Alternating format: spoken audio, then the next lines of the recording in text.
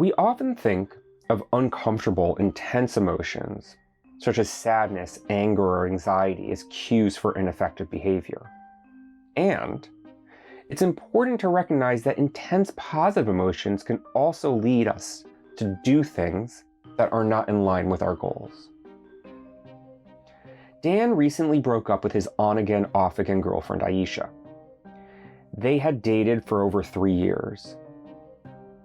Dan acknowledged that their relationship was rocky, with constant arguments and name-calling, causing him to feel a great deal of pain. In fact, since they started dating, Dan's anxiety and depression symptoms worsened, and their constant fighting affected his work and friendships. Dan eventually decided that it was time for them to end their relationship for good.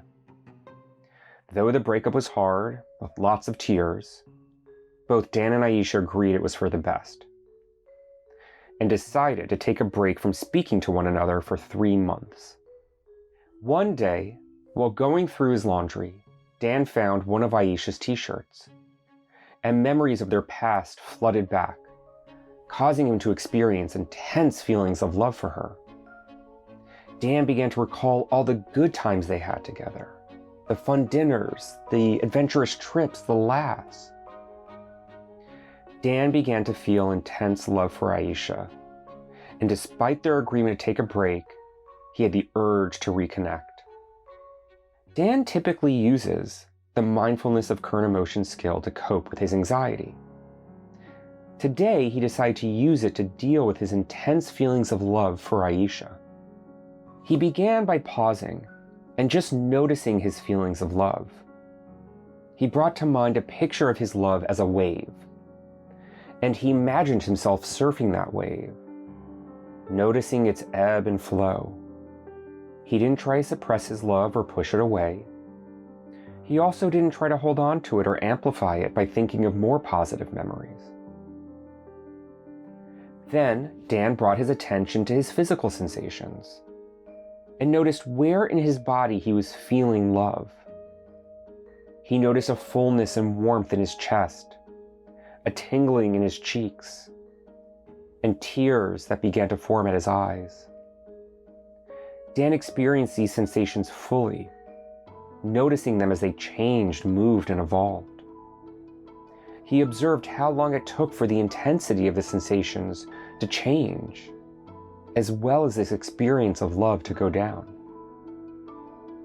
Next, Dan remembered that he was not his emotion. He was not the love he felt for Aisha, and he brought to mind times when he felt other emotions towards Aisha, including sadness and hurt.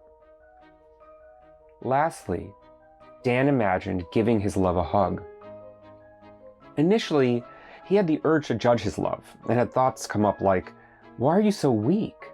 Why can't you get over her?"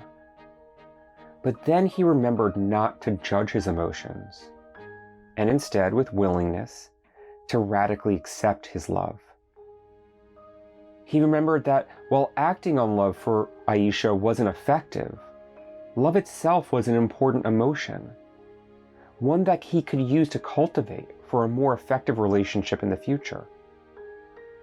So to recap the steps for mindfulness of current emotions: observe your emotion, practice mindfulness of body sensations, remember you are not your emotion, and practice loving your emotion.